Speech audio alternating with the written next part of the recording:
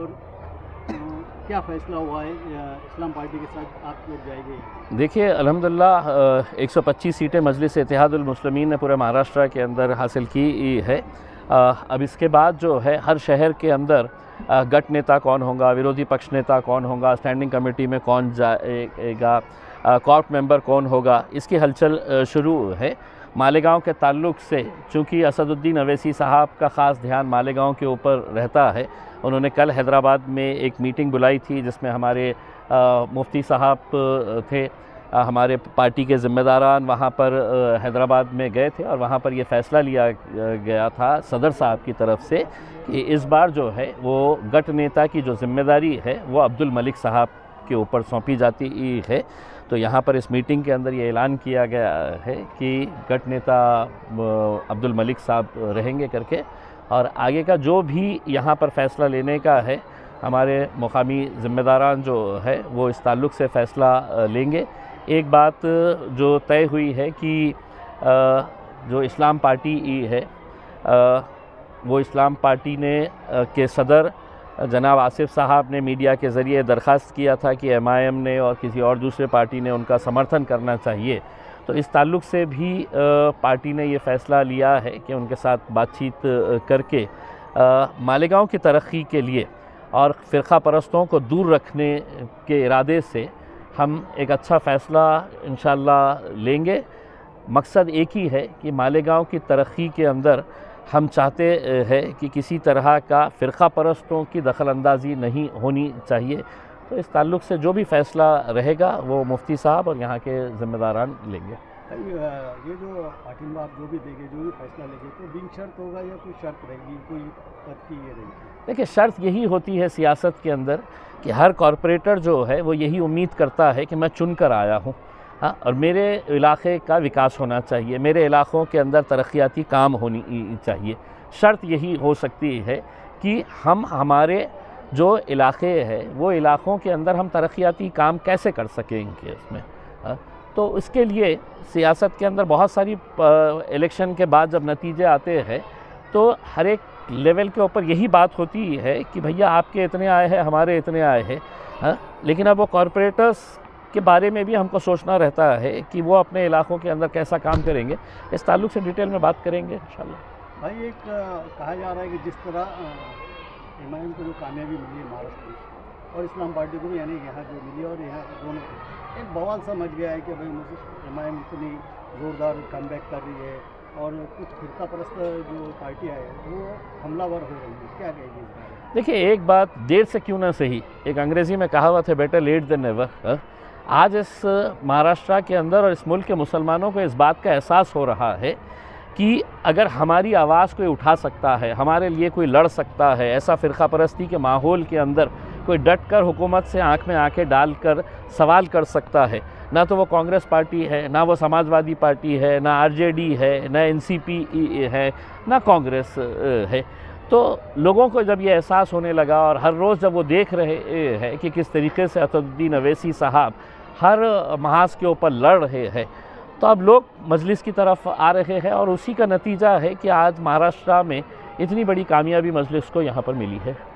भाई एक कहा जाता है जैसा आठवले जो है तो दलितों की राजनीति करते हैं, शरद पवार मराठा की राजनीति करते हैं, और जब उनके लोग चुन के आते हैं, यानी मराठा चुन के आए, दलित चुन के आते, कोई कुछ नहीं कहता है, लेकिन मुस्लिम जब चुन के आता है या कोई पार्टी आगे बढ़ती है तो उसको क्यों टारगेट किया है? देखिए ये तो आप लोगों की भी मेहरबानी है कि मीडिया वालों ने है तो मजलिस को इस तरीके से मुसलमानों की पार्टी बोलकर बना दिया है करके।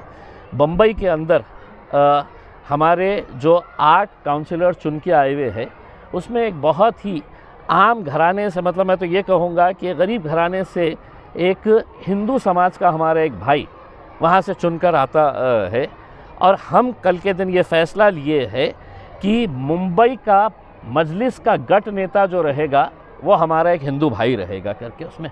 तो हम उन लोगों के मुंह पे तमाचा मारे हैं जो हमारे को बार बार ये कहते हैं कि ये तो सिर्फ फ़िरक़ा परस्त जमात है, ये सिर्फ मुसलमानों के बारे में बात करती है।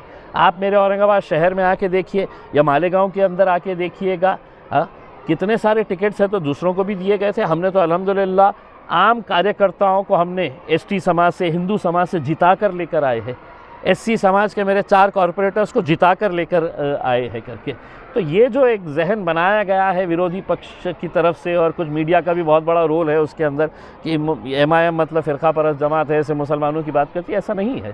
भाई एक आखिरी सवाल, मुमरा से जो शहर बानो चुन के आई है और शहर शेख, उन्होंने कहा कि भाई मुमरा को हरा करो, इसके ऊपर काफ़ी बवाल हो रहा है, काफ़ी उसको मतलब टारगेट किया जा रहा है। देखिए, बात है कि एक नौजवान बच्ची है, बहुत पढ़ी लिखी बच्ची है, बहुत काबिल बच्ची है, और आज उसने सारी ताकतें उसको गिराने के लिए लगी हुई थी, लेकिन वो लड़की के जज्बे को देखकर मुमरा की आवाम ने पूरा उसका साथ दिया और उसको कामयाबी हासिल हुई है करके।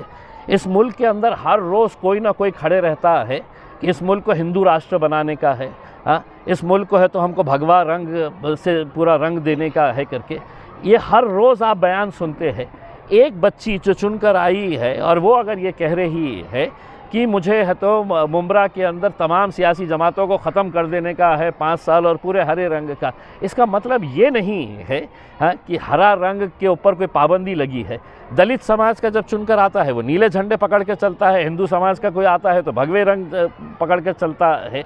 तो इस तरह का बवाल जो है वो सिर्फ इसलिए किया जा रहा है कि एक बच्ची वहाँ से चुनकर आई कैसा, वो तो गढ़ किसी और का था, वो गढ़ में सेंध लगाए कैसा। तो तकलीफ़ इस बात की है, तकलीफ़ इस बात की नहीं है कि वो बच्ची ने क्या कहा है करके। उनको तकलीफ़ ये हो रही है कि मुमरा जैसे मुकाम के ऊपर मजलिस 5 सीटें कैसे जीत सकती है, ये तो हमारा गढ़ था, हमारी जागीर थी, इस जागीर को कैसा कोई खींच सकता है करके। तो तकलीफ़ इस बात की है।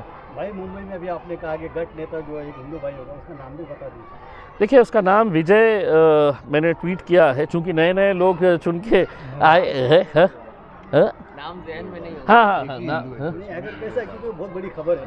जी। कल हमने असद साहब के उसमें हमने ये ऐलान किया था कि मैं भी बता देता हूँ। हाँ, विजय तातोबा उबाले, ये हमारे मजलिस इत्तेहादुल मुस्लिमीन के मुंबई में बॉम्बे म्यूनसिपल कॉरपोरेशन में मजलिस के ये गट नेता रहेंगे।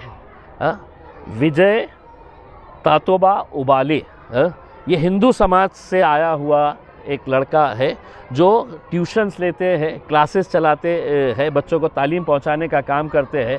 और अगर आप इनकी कहानी अगर देखेंगे कि ये इलेक्शन किस तरीके से लड़े हैं, लोगों ने इनको इलेक्शन लड़ाया है, मजलिस के लोगों ने है तो इनके लिए पूरी तरीके से पैसा लगाकर जितना भी लगा है वो उनको लगाकर उनको जिताया है। तो उन तमाम लोगों के मुंह पे हमने कल के दिन तमाचा रसीद कर दिया है। जो वो बच्ची ने हरा रंग बोली है, ये से मुसलमानों की बात कर रहे हैं, ये ऐसा है करके। अब हम उम्मीद कर रहे हैं कि दूसरी पार्टियां जो है वो हमारे बारे में कब ख्याल करने वाली है। हम तो सबका ख्याल कर रहे हैं, हम सबको दे रहे हैं ओहदा करके। चलिए, शुक्रिया बहुत बहुत।